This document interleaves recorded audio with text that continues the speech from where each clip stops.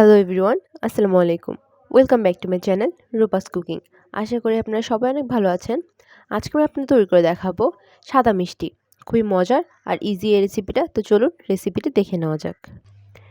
প্রথমে আমি 1.5 লিটার দুধ নিয়েছি এবং দুধটা আমি একটা বলক তুলে নিয়েছি। তারপরে আমি চুলাটা অফ করে দিয়েছি। এখন হাফ কাপ ভিনেগার আর হাফ কাপ পানি আমি এখন একসাথে মিক্স করে নিয়েছি। এখন এই ভিনেগার আর পানিটা আমি দুধের মধ্যে দিয়ে দিব। আমি কিন্তু পুরোটাই একসাথে দিয়ে দিব না, আমি জাস্ট একটু একটু করে দিব আর নাড়তে থাকবো।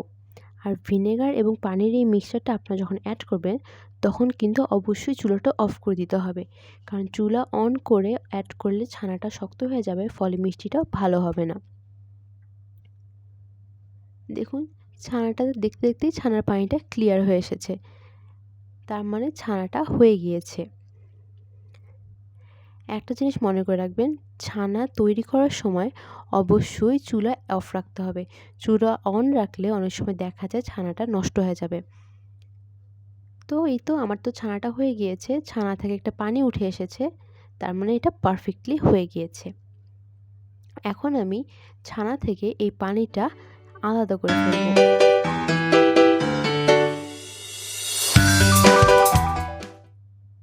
আমি একটা স্টেইনারে ছানাটা নিয়ে নিয়েছি।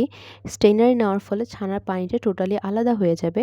এখন ছানাটা আমি ভালো করে ধুয়ে নিব, যাতে ভিনেগারের যে একটা টকটক গন্ধ আছে সেই গন্ধটা যাতে চলে যায়, কারণ সেটা থাকলে কিন্তু ভালো লাগবে না। আমি খুব ভালো করে ধোয়ার পরে ছানাটা একটা সুতির কাপড় নিয়েছি, আর এখন যতটুকু সম্ভব চিপে চিপে ছানার যে পানিটা আছে সেটা বের করে নেব।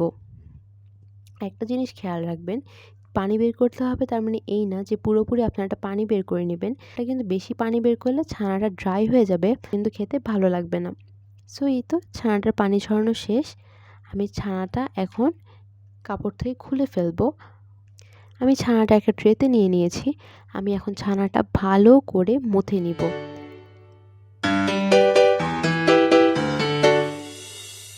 দিয়ে দিব 1 চা চামচ চিনি,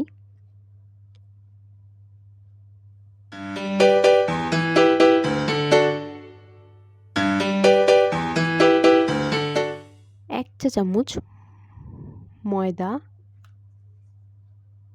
আর 1/3 টিস্পুন বেকিং পাউডার। আবারও সব কিছু একসাথে ভালো করে তালু দিয়ে মথে নিব। ভালো করে এইভাবে মথে নিলে কিন্তু ছানাটা অনেক বেশি সফট হয়ে যাবে। তো দেখুন আমি কত সুন্দর করে এই যে তালুর এই অংশটাতে ছানাটা ম্যাশ করছি, তার ফলে কিন্তু ছানাটা খেতে অনেক মজা লাগবে, ছানাটা সফট হবে এবং মিষ্টিটা অনেক সফট হবে।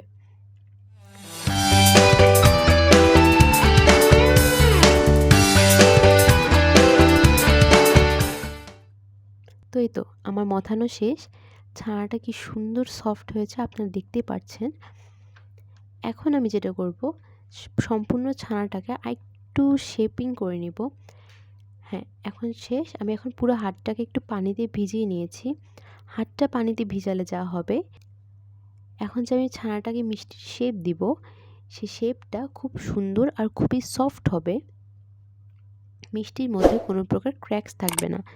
মিষ্টির মধ্যে কোনো ক্র্যাকস থাকলে মিষ্টি অনেক সময় ফেটে যায়, মিষ্টি নষ্ট হয়ে যায়। হাতটা এভাবে ভিজিয়ে নিলে মিষ্টির সফটনেস নষ্ট হবে না, প্লাস কোনো প্রকার ক্র্যাকস থাকবে না।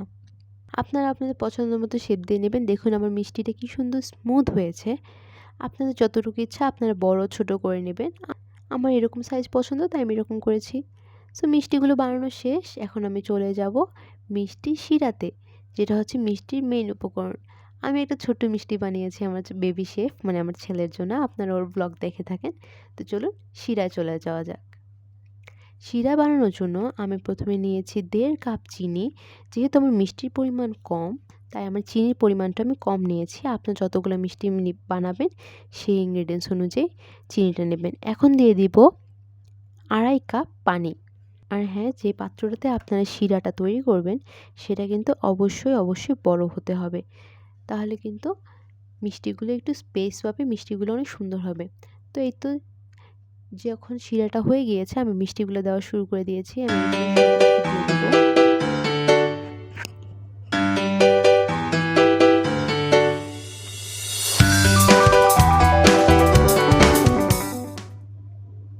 এখন আমি একটা ঢাকনা দিয়ে দিব আর হাই হিটে জাল দেব 10 থেকে 15 মিনিট।